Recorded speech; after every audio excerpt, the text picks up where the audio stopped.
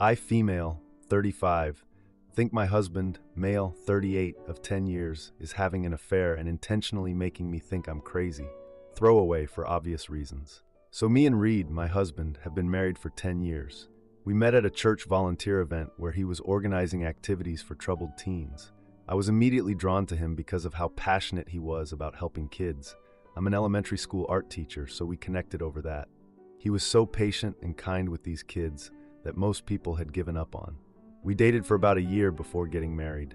During that time, I was dealing with some pretty bad anxiety. My therapist said it was probably from childhood stuff, whatever. Reed was amazing during my panic attacks. He would just hold me and pray with me and never made me feel broken. When my mom died from breast cancer 7 years ago, he was my rock. Our marriage has been pretty solid, at least I thought so. We're both really involved in our church, Cornerstone Family Church, where Reed is the youth ministry director. We've always been that couple that everyone at church looks up to. We lead marriage workshops together, host Bible studies at our house, all that stuff. But about 3 years ago, things started changing. It was really subtle at first. Reed started being weirdly protective of his phone. Like, he used to just leave it around and never cared if I used it or saw his texts or whatever. Then suddenly he always had it with him and would turn the screen away when I walked by. He also started working late a lot for church business, but would be super vague about what he was actually doing. This is where I start to feel crazy because maybe this is all in my head. Anyway, around this same time, this woman Whitney, female, 27, joined our church choir after going through a bad breakup. She's gorgeous, by the way. Reed started spending a lot of time counseling her after choir practice. When I mentioned that it seemed like they were spending a lot of time together, he got all defensive and said I was being paranoid and seeing problems where none existed. I tried to let it go because, he's the youth pastor and counseling people is literally part of his job, and I felt guilty for being suspicious when he was just trying to help someone. But then weird stuff started happening. Like one time I was doing laundry and noticed this perfume smell on his shirt. It wasn't super strong, but definitely noticeable and definitely not a scent I wear. When I asked him about it, he said he probably got it from hugging Mrs. Wilson, this elderly lady at church. Mrs. Wilson wears this really distinctive old lady perfume though, and this was not that. But he made me feel so stupid for even bringing it up that I started doubting myself. The worst part is that Reed started telling people at church that I was struggling with my mental health again. My friend Susan, who used to be my closest friend at church, started acting weird around me. She later told me that Reed had mentioned I was saying strange things and suggested they give me space. Other church friends started asking how I was doing with these concerned looks on their faces, saying they were praying for my healing. It was so humiliating. Reed eventually convinced me to start seeing Dr. Brandon, who's a therapist but also goes to our church and has known Reed for years. Looking back, I should have seen that as a red flag, but at the time I thought it would be good to see someone who understood our faith background, or whatever. Oh, and get this. Reed started keeping this journal of my episodes of paranoia. His words, not mine. Sometimes he would even write in it himself when he said I wasn't seeing things clearly. And he'd schedule all my therapy appointments and would always come with me as the supportive husband. He would always speak first in our sessions and basically frame everything in a way that made me sound crazy. I'll never forget this one session. I had found a hotel receipt in Reed's car from a night he told me he was at a church leadership conference in the next town over. The receipt was from a hotel in our town, like 15 minutes from our house. When I brought it up in therapy, Dr. Brandon immediately cut me off and asked if I'd been sleeping well. Reed jumped in saying I was staying up late obsessing over his schedule and checking his emails, which I wasn't doing. I couldn't even if I wanted to because he changed all his passwords. When I tried to explain, Dr. Brandon said my anxiety was making me create connections that weren't there. Reed claimed the receipt was probably from when he took the youth group kids to a pizza place next to the hotel and parked in the hotel lot. There's plenty of parking at the pizza place, so why would he park at the hotel? But I was confused and outnumbered, so I just went along with it. Dr. Brandon suggested increasing our sessions and even mentioned medication for my paranoid thoughts. I left that session feeling so ashamed and confused, like maybe I really was losing my mind. But part of me still felt like something was off. The thing is, I've caught Reed in several lies about where he's been or who he's been with. but somehow he always has an explanation that makes me feel crazy for questioning him. And now he's suggesting I go on medication for my delusions about his fidelity, after I questioned him about a text I saw on his phone that said, "Can't wait to see you tomorrow." He said it was from Pastor John about a meeting, but he snatched his phone away before I could see who it was actually from. I don't know what to do. Am I actually becoming mentally unwell, or is something sinister happening in my marriage? I feel like I'm going insane. Sorry for the super long post and any typos. I'm typing this secretly while Reed is at worship team practice, which conveniently Whitney also attends. Edit. To answer some common questions. Yes, I've tried to check his phone, but he keeps it locked now and takes it with him everywhere, even to the bathroom. And no, I can't just ask Whitney because 1, that would get back to Reed immediately. And 2, if I'm wrong about all this, I'll look absolutely insane, which would just prove Reed's point. Some of you are asking if I've talked to anyone else about this. I tried talking to my sister Holly once, but Reed has already told her about my mental health struggles, so she just seemed worried about me and suggested I trust the professionals. He's basically turned everyone in my life against me or made them think I'm unstable. Someone asked why I don't just leave. It's not that simple. We share everything. Finances, friends, our whole community is through the church. And honestly, what if I am wrong? What if this is all in my head? Also, I wouldn't even know where to go. Now for the first update. So, a lot has happened since my last post. Like a lot. First, thank you to everyone who commented and sent messages. So I guess I should start with what happened 3 weeks ago.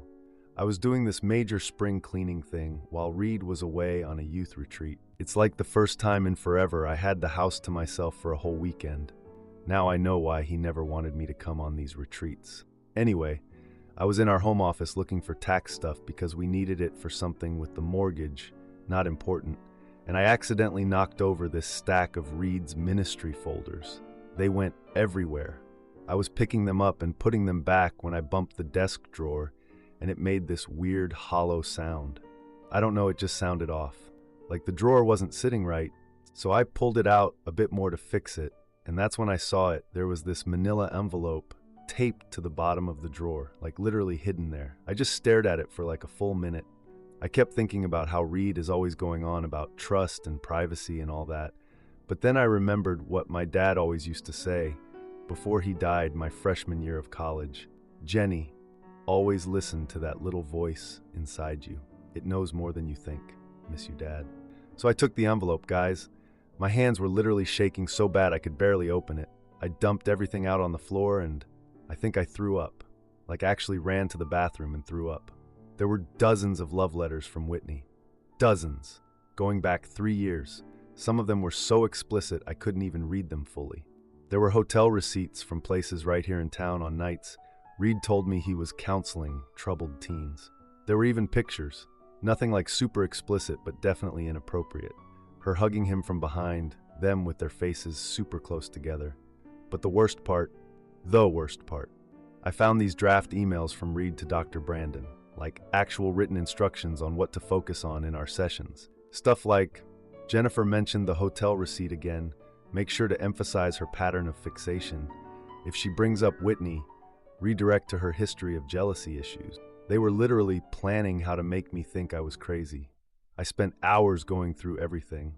I made this whole timeline in my head of when the affair started, right after she joined the choir, just like I thought, and how they'd been sneaking around. When Reed got back from the retreat, I had to pretend everything was normal. Do you have any idea how hard it is to act normal when you just found out your husband is cheating? He came home and kissed me on the forehead. I wanted to scream and told me all about the powerful worship sessions they had. Yeah, right. The whole week after was insane. I was secretly making copies of everything while pretending I didn't know anything. I almost lost it during Sunday service when Whitney had a solo, and I swear to God she made eye contact with Reed while singing. I was sitting right there next to him. There were moments I started to doubt myself again, though. Like maybe I was misunderstanding everything. That's how messed up my brain is now after years of him making me question myself. But then I'd remember the emails to Dr. Brandon and realize, nope, I'm not crazy. They're the ones who are evil. And you want to hear something that made me absolutely furious. There's this big marriage retreat coming up at church, And guess who Pastor John personally asked to give the sermon on family values and marital fidelity? Yup, my cheating, lying husband. I've been working on a plan. I made digital copies of everything. The letters where Whitney talks about how Reed calls Pastor John an old-fashioned fool behind his back. The emails to Dr. Brandon where they literally conspire to make me think I'm losing my mind. The hotel receipts, all of it. I've written this long email with all the evidence attached. It's not emotional or angry, okay, maybe a little angry. It's just the facts. And I've addressed it to every single church board member. All 12 of them, plus Pastor John and the other senior pastors. The timing. I'm sending it during Reed's sermon on fidelity at the retreat. The one he's been working on all week at the dining room table while I sit across from him planning to expose him. Is that terrible? I honestly don't know anymore. I called my sister Holly yesterday and just broke down crying. I couldn't hold it in anymore. She immediately said I could come stay with her when the truth comes out, which it will. The worst part is that even after everything, there's this tiny piece of me that still loves him. How messed up is that? After all the lies and manipulation, part of me remembers the guy who held me during panic attacks and helped me through my mom's death. But that guy doesn't exist. He never did. I'm sending the email tomorrow during his big sermon, the one Pastor John is so proud of him for. The one where he'll stand there talking about honesty and commitment while I expose him for the fraud he is. I'm terrified and relieved and nauseous, and I don't even know. I'll update after it all happens. If I can, wish me luck, I guess. Edit, someone asked if I confronted Whitney directly. No, and I'm not going to. She's not the one who promised to love and honor me. She's not the one who made me think I was losing my mind for years. Plus, from some of the letters, it sounds like Reed manipulated her too, with promises of leaving me. Edit 2. A lot of you are asking if I'm sure the evidence is enough. Yes, there are literally emails where Reed tells Dr. Brandon, Jennifer's suspicions about Whitney are getting stronger. We need to increase focus on her paranoia symptoms. Word for word. That's not something you can explain away. Edit 3. For those asking if I've talked to a lawyer, not yet, but Holly's friend is a divorce attorney, and she's already offered to meet with me next week. One apocalypse at a time, please. Now for the second update. Hey everyone. So it's been a week since everything went down, and honestly, I'm still processing everything. So yeah, I did it. I actually freaking did it. The night before everything went down, I was literally shaking so bad I could barely function. Reed was working on his sermon at the dining room table and kept asking if I was feeling okay because I looked pale. I said I was just nervous about the retreat, which wasn't even a lie. I triple-checked all the evidence one last time. I organized everything. The letters from Whitney that went back 3 years still makes me sick thinking about it. The hotel receipts from all those nights he was supposedly counseling troubled teens. Yeah, right. But most importantly, those emails to Dr. Brandon with literal instructions on how to make me think I was losing my mind during our therapy session. That part still makes me want to throw up. I wrote this super detailed email with a timeline of everything. I tried to keep it factual and not emotional, which was freaking hard, by the way. Like on May 12th, Reed claimed to be at a youth ministry conference, but was actually at the Hyatt downtown with Whitney, as evidenced by this receipt and this text message. That kind of thing. I included pictures of everything. The subject line was important information regarding youth ministry director Reed Thompson, because I wanted it to sound official enough that they'd open it right away. I scheduled it to send at exactly 11:15 a.m. the next day, right in the middle of Reed's big sermon on family values at the marriage retreat, the one Pastor John had personally asked him to give, the one Reed had been practicing in front of me all week. That morning at the retreat was weird. Reed kept putting his arm around me during the opening worship session, introducing me to people as my beautiful, supportive wife. I wanted to scream. Whitney was there too, sitting with the choir, and I swear she looked at me with this sad expression, like she felt bad or something. I don't know, maybe I imagined that part. At 11, I told Reed I wasn't feeling well and was going to step out for some air. He looked concerned, such a good actor, and asked if I wanted him to come with me. I said no, he had his big sermon to give. He squeezed my hand and said, "Pray for me." I literally laughed when I got to the car. Pray for him? Are you kidding me? I sat in my car with my finger hovering over the send button on my phone. For a split second, I wondered if I was making a huge mistake. What if I was crazy? What if all this evidence somehow made sense, and I just couldn't see it? That's how deep his manipulation went. Even with proof in my hands, I was still doubting myself. But then I remembered one of the emails to Dr. Brandon where Reed wrote, "Jennifer's suspicions about Whitney are getting stronger. We need to focus more on her paranoia symptoms in our next session." And I hit send. I sent that email to all 12 church board members, Pastor John, the other 3 senior pastors, and the church treasurer. I actually sat there watching the little delivered notifications pop up one by one, and then I just drove straight to Holly's house, which is about 40 minutes away. My hands were shaking so bad I almost ran a red light. I called Holly from the car, hands free, and just said, "It's done." She already knew the plan and had her guest room ready for me. When I got to Holly's, I turned off my phone completely. I couldn't handle seeing any responses yet. Holly suggested we watch stupid rom-coms to distract me, but honestly, I couldn't tell you a single thing about what we watched. My mind was racing with what might be happening back at the church. Was Reed's phone blowing up during his sermon? Did Pastor John pull him aside? Were people reading it right that second? Holly gave me one of her sleeping pills, probably not supposed to share prescription meds, but whatever, and I finally passed out around 8 p.m. The next morning, I woke up around 10 a.m. I never sleep that late, but I guess I was exhausted. I just stared at my phone for like 20 minutes before turning it on. Guys, I had 28 missed calls. 28. 15 from Reed, 5 from Pastor John, 3 from Dr. Brandon, and the rest from various church members, including Susan, who had previously pulled away from me because Reed told her I was unstable. As I was staring at all the notifications, my phone started ringing again with Reed's name flashing on the screen. I let it go to voicemail. I wasn't ready to talk to him directly. Probably won't be for a long time, to be honest. I started listening to the voicemails. Reed's first one was super calm and controlled. "Jennifer, call me back immediately." Classic Reed, trying to sound in charge. The second one was louder. "What were you thinking? Do you know what you've done?" They got progressively more desperate and all over the place. One minute he was raging about how I'd humiliated him in front of everyone.